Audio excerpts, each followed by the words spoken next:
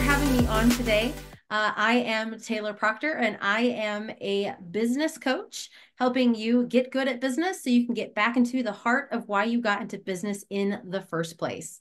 And I do that through my proprietary method called IMove, which stands for intuition, marketing, operations, velocity, and execution. The thought being is that when you can take aligned and congruent action, you can then move forward and get massive momentum in your marketing that is then supported by scalable operational processes, which is supported by strategies that help build velocity and reduce burnout, allowing you to execute with ease. And that takes us across the iMove for entrepreneurs and business owners all over the world. Wow. And Taylor, I have heard that quantum physics. What is this quantum power day? Oh, so Quantum Power Days are a service that I offer, which is a day where we tap into the business owner's innate power and quantum leap their business forward. So in that Mhm. time, unlike a traditional, like, let's come and coach for a full day, it's actually like we come in and we get things done. So that Mhm. quantum leap in your business is actually we get as many things done in one day together, helping you really take that aligned action and move forward. So much so that it's the type of stuff that would take you 3 months to do on your own. So we quantum leap Mhm. your business forward with actionable things to do and complete in one day, propelling your business into the future by 90 days. Wow.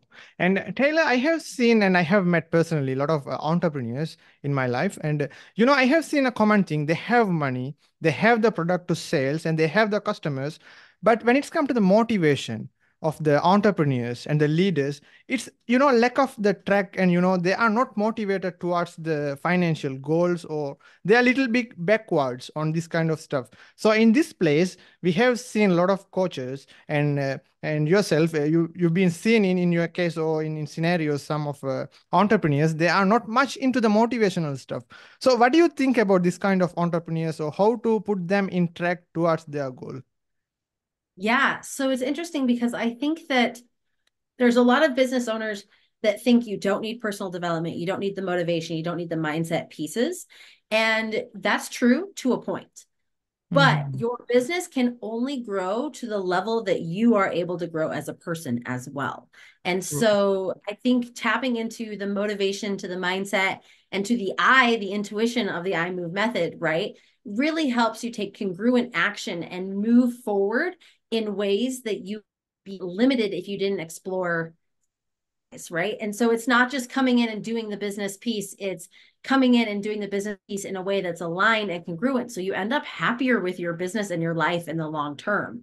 And so I think that you need both, right? You need to take the action, but you need to take it in a way that's aligned and congruent and that aligns and matches with who you are as a person and the growth that you're experiencing in that regard as well. Mm-hmm. And Taylor, I have seen some people, right? They're struggling on a part that how to balance the personal life and the business life. So a lot of people are complicated on it, how it will be like 70-30 or 50-50. They are pretty confused on this point. What do you think about this part? I think balance doesn't exist. So Mm-hmm. right? When you're sitting there saying, I've got to compartmentalize my time here and my time here and my time here, what you're doing is you're setting yourself up for a compartmentalized life. And Mm-hmm. that just doesn't really exist. Everything comes over, right?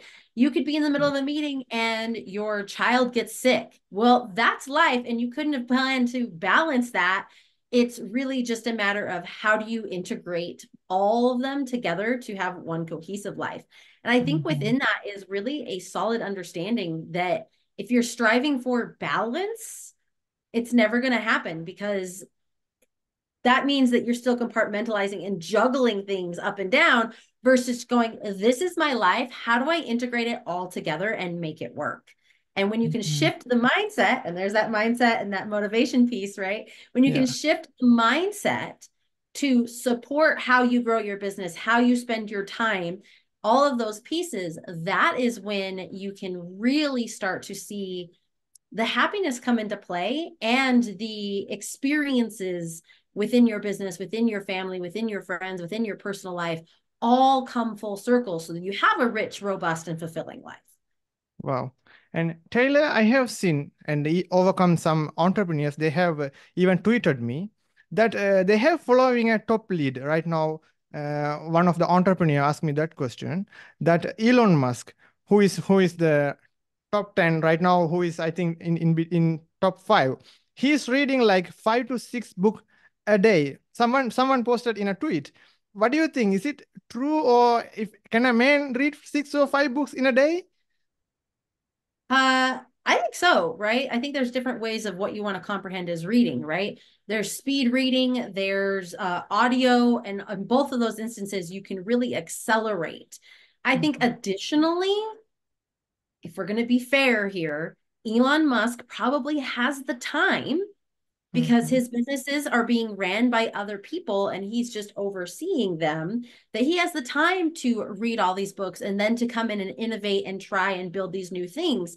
Mhm. Whereas entrepreneurs like you, me, and your listeners, right? All of us are building our businesses and we may have teams and things we can delegate to. We may have achieved that point, but Mhm. it's still that we're working on and in the business. Whereas Mhm. Elon Musk has multiple businesses and Mhm. has also been able to sell multiple businesses. So he's got the, and I hesitate to say leisure time, but I would Mhm. imagine he's got that leisure time to be able to, even if it is speed reading or listening in audio in high speed there, to be able Mhm. to read those many books. And I think too that reading books for entrepreneurs is a crucial thing. It Mhm. supports your mindset. It supports the growth. It really allows you to emphasize and focus on that personal piece, as well Mhm. as learn and expand what you can apply to your business. Now, do I recommend 6 books a day? No. I would recommend reading a minimum of 10 pages per day of Mhm. any book. But I Mhm. think that we need to look at the bigger picture, right? We're all trying to be Elon Musk, but Elon Musk is A himself and B has Mhm. achieved these points that we're trying to get to. And then he started reading 6 books a day, not Mhm. hustling like we are, and then trying to also fit that in. Yeah. And Taylor, I have seen some investors, especially when it's come to their investors, at the same time they are entrepreneurs. They think they set a margin or a goal to themselves. That's let's say 1 million target per month. Okay, I am done with that. So I am enough. So this enough for me. So they're having a mindset of, when they're reaching that target, they are not go beyond that target. Some people are not reaching that target. It's true. But 10% of the people are satisfied with the target and not put forwarding their legs, or they don't want to jump off their comfort zone. What do you think this kind of investors or entrepreneurs? I think that that's completely their prerogative, right? Mm-hmm. Just because if you are satisfied with business, and that's not saying that, I think it's important to note, just if you are satisfied with your income and where things are coming in, and you do not want to grow it and scale it further, that Mm-hmm. doesn't mean that you can just be like, okay, we've made it and now I don't have to focus on it. We have to still be leaders. We still have to support the business, right? Mm-hmm. I think these individuals that you're bringing up still do, but not focusing on the growth or the scalability of what they've built is Mm-hmm. completely their prerogative. And in which case, knowing entrepreneurs, right, Mm-hmm. we always are striving for more, for that growth, for that scalability. And I think Mm-hmm. that that just means it gets applied in different areas, right? It doesn't Mm-hmm. always have to be in business. Maybe it's Mm-hmm. I've achieved these numbers, things are great. I'm now supporting the business, continuing to maintain the status quo and where I'm at, but I really want to focus on growing X, Y, and Z, which are maybe a personal hobby or their relationships or things of that nature, or their investment portfolio, right? You don't Yeah. have to grow the business. That's great. It's sustainable. That can support focusing on other avenues such as investments. So I think it's completely within their prerogative, and knowing entrepreneurs, as we're all entrepreneurs here and at Yeah. heart, right? You're never going to not be striving for more. I think it just can shift its vision or its direction depending on the individual. Okay, Taylor, I have seen that the sales is a very important part in a business. So it is a mainstream. The money is come into the business. So a lot of people are doing the expenditures and the expenses mostly in marketing and the sales part. But actually, these expenses finally at the year end or quarterly or a month end, it's end up in like a 50 to 60% in a sales point. I mean, if a product is $100, So the sales and the marketing cost will be like 60% of it, apart from the production or manufacturing cost. So what do you think? This kind of, I mean, in a current situation like 2024 beginning, we are that a lot of people are investing or are doing the expenses mostly for these companies like Meta or Google or the platform which is exist like all in AI generated tools. So people spend a lot of money on marketing, on social medias and the AI technological sites. So what do you think about this kind of trend? If it's continue, do you think the companies will make the right profit, or it's just a profit for companies like Meta and these AI companies?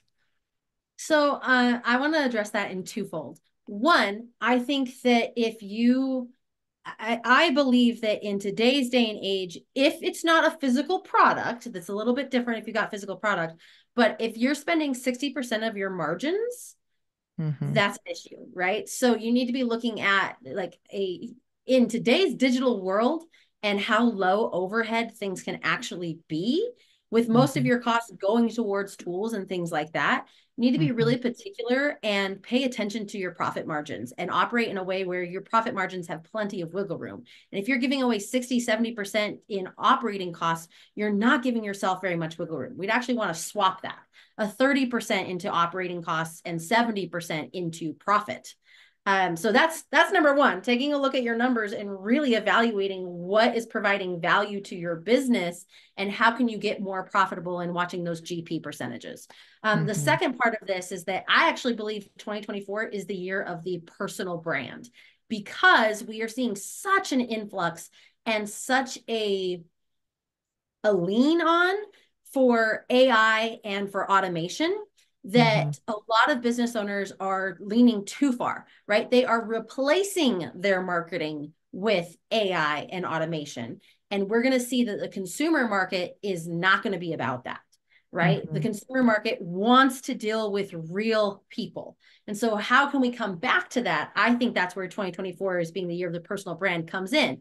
Now, I'm not saying that we shouldn't be utilizing AI and automation. It does make our lives easier, but it needs to be a complement, a supplement to your marketing and your sales, not a full replacement. Because I think given the next 3 months or less, we're going to see the consumer market really be sick and tired of fake and Mm. automated True. and AI, and really be craving to connect with the individual. And as the individual, you can do that through creating content, through sales calls, through workshops, through events, through discussions, through networking, through all those things that are you as a real person, and then use Mm-hmm. AI and automation to supplement and complement that, to make things easier, to make the distribution of that content easier, to make the Mm-hmm. follow-up easier. But ultimately, we need to hone in on focusing that people are going to want real people, Yeah.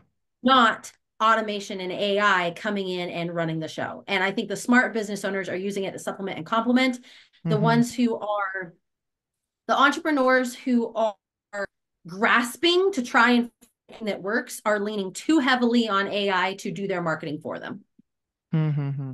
And which is Taylor, also a percentage piece there, like you said, right? So your yeah. percentage of your profit is going into something that you're trying to force to work that's not actually authentically you. Mm-hmm. And Taylor, when it's come to the manufacturing organizations, let's say it's a product, let's say a company we call Apple, they have producing the iPhone and all. So people are lean or pointing the part, which brand is that? Nor they don't care where it's manufactured actually this all Apple products they have manufactured in China, and some are moving in other parts. But how you feel this? But the as a consumer wise, I'm seeing the brand only. I don't care where it's come from. So the value of the brand, so what do you think about it? I think the value of the brand is huge, which, going back to my last statement, right? 2024 is the year of the personal brand. You need Mm-hmm. to show up consistently. You need to build that brand. And who are you and what do you stand for? And what do you stand for doesn't necessarily have to be a charge forward huge thing. What you stand for is, for me, I stand for helping business owners get good at business, then get back to the heart of why they got into business in the first place. Everything Mm-hmm. I do centers around that. And everything Apple does is centered around high quality products that with an ease of use operating system, right? Mm-hmm. And all partners together. But you love the brand because you know what it stands for. And so I Mm-hmm. think as entrepreneurs, we need to be hyper aware of our branding and Mm-hmm. making sure that we're showing up consistently within that brand repeatedly to build Mm-hmm. that awareness, because that also supports building in our marketing efforts, which then also guides to sales, that know, like, and trust factor, right? Mm-hmm. You know, if you get an Apple product, it's going to be top of the line, right? Mm-hmm. You like the Apple products because you've used them and they work, and you trust that it's going to be exactly what you want anytime a new one comes out or you purchase a new device. And so I think it's the same thing for entrepreneurs. We really need to look at our brand that helps establish showing up consistently Mm-hmm. and builds that know, like, and trust factor. Whether it's you as an individual entrepreneur and you're the face of your brand, or it's even product based, you need to build that strong, solid branding to continue Mm-hmm. to move forward into this day and age. Yeah, true. Taylor, in some cases, when we compare the SME, small medium entrepreneurs or enterprises, so these companies they have a small kind of capital or the owner is there, so it's kind of a direct kind of management. So these owners, the decision making rule, some people are there. The decision when it's come to some puzzles are there. There's no answer to be honest, right? So this kind of decisions I don't know how they made, but actually they keep delaying the decision when it comes to the tough decision, like 50-50 decisions or takeover or selling the company or the acquisition of another company or merging with other company. So these are tough decisions. At the same time, very important decision for the organization, right? So this kind of decision keep delaying on the table of the owner or CEO or COO. So what do you think about these SME companies that they have delaying the decision of like high hierarchical decisions? Yeah. So I think that I'm going to go back to the iMove here, where that's why the intuition piece is so crucial, right? You can make and take decisive action and make decisive decisions when it's led by an understanding of what's going to be the most aligned and congruent for you as an individual and for your company. And I do see a lot of business owners, to get them where they got, they had to be decisive. But then they start to Mm-hmm. concern themselves with, I have so much responsibility and I have these people around me and I have people telling me what to do or how to do it, right? We've grown to that spot, which is incredible, but you cannot delay on making decisions. Now, I think that you should take into account the people that you've hired and brought around you, right? Those experts in their areas. But ultimately, you've got to make some decisions. So my suggestion for those business owners is to really step into the leadership for themselves and Mm-hmm. treat it like they would treat if a team member was making a decision. So the thought there being is that if I had a team member making a decision on, I don't know, a software to use, I would Mm-hmm. expect them to do their research, make that decision, and let me know by the end of the week. Mm-hmm. Right. Wow. And Yeah. so as a leader, I'm going to do my research. I'm going to follow my intuition and what makes sense. And then I'm going to make that decision by the end of the week. And so Yeah. setting yourself those timelines and being a leader to yourself, just like you are to the rest of your organization, I think is a True. crucial part to be able to make decisions quickly and decisively. Yeah. And Taylor, I have seen in pretty large organizations that there's a department called analyst team or financial analyst, CFA guys, or who are doing the market research. So these all people are doing what they are doing is they're having a large data and they keep digging the data and they come with the graph and the charts and all. So at one point, people rely 100% on the past data, but actually predicting the future based on the past data, it's not accurate anyway. So there will be always mismatch with the past data and the future predictions. So but the company is doing the expenses for this kind of operations, it's millions in big companies, but at the end point the results sometimes okay positive, sometimes it's not. So it's a kind of a 50-50% analysis part. So what do you think about this kind of department or big companies are doing the expenses on this analysis part? I actually love analysts. I think that if every company hits a certain point, like, it is crucial, right? Because True. as you're growing from small, medium to enterprise size, right? You're making these decisions and you don't really know where everything is going or how it's actually converting for you, right? What are the actual results? So I personally love analyst teams to be able to come in and say, here is where we are at, here's what we're doing, and here's where we're spending money, and here's where we're getting results, so that you can constantly be optimizing your business. Now, when you move into an enterprise, and that's what you need to start moving into an enterprise space. For the enterprise organizations, I actually feel like those departments are incredibly valuable, although underutilized. So it's like, here's the report, and it's like, well, we're just going to do what we're going to do anyways. Yeah, yeah. And it's like, okay, well, that fell on deaf ears. So I think it's a matter of utilizing those teams. Now, to your point of the past doesn't predict the future, absolutely. I like to use those teams to see what is working so we know how to lean in further, and to see what is not working so we know where to divert more of our funds, our energy, and our effort away from. Now, that being said, when you have that information and those metrics, you can then build into your own systems wiggle room. And that wiggle room can be, okay, we have every month we're putting aside $25,000, and that's going to be used towards R&D, right? That's going to be used towards trying, researching, and developing new things for our organization and for our company. And that's where you can play into the future while being supported by the reports and the analysts of the present and the past to help support the growth overall. So I actually really love Analyst team. I think they're incredibly helpful, and they can show you where the gaps are and where you can improve and where you need to remove things, freeing up more space because you know where you're at, freeing up that space to start to play more in that future space or that future proofing type of thinking. Wow, Taylor, those are golden words from you. And Taylor, and what is your, I mean, the suggestion or new comments for the people who are trying the business or who are coming into the entrepreneurship? I mean, let's say the people are there, youngsters are there who have monetary capabilities and who are coming into the market, and they have a different kind of ideas. And but people are struggling how to start, where to start, what to invest, and how to find the angel investors.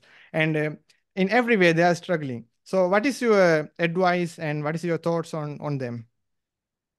Absolutely. So I'm going to lean in on the IMoveMethod again. It is universal. And as business owners, as entrepreneurs, we feel pulled, especially in the beginning, we feel pulled in a million different directions of where do I need to go? What do I need to do to make this a success? And in my years of experience, both with small business owners to medium business owners to what I would consider enterprise startups that I've consulted and helped get $1 million valuations, in every instance, the IMoveMethod for the leaders has worked the best. I have found that when you can implement IMove, which means you're following your intuition, you're having that good mindset piece, you're then developing marketing that actually works because it's aligned and congruent. You're putting in operational procedures, you're exploring strategies to add more velocity, you're executing with ease. All of those come into play to allow you to hone in on what's important and what makes sense, as opposed to, I've got to do this, I've got to do this, I've got to do this, I've got to do this, I've got to do this, right? You can get the IMoveMethod and get good at business within that. That is when everything else starts to come together. And especially for beginners or people, I'm going to say under 3 years in business, iMove is a critical methodology to help support your business growth. Okay, thank you. Thank you very much, Taylor. Yeah, absolutely.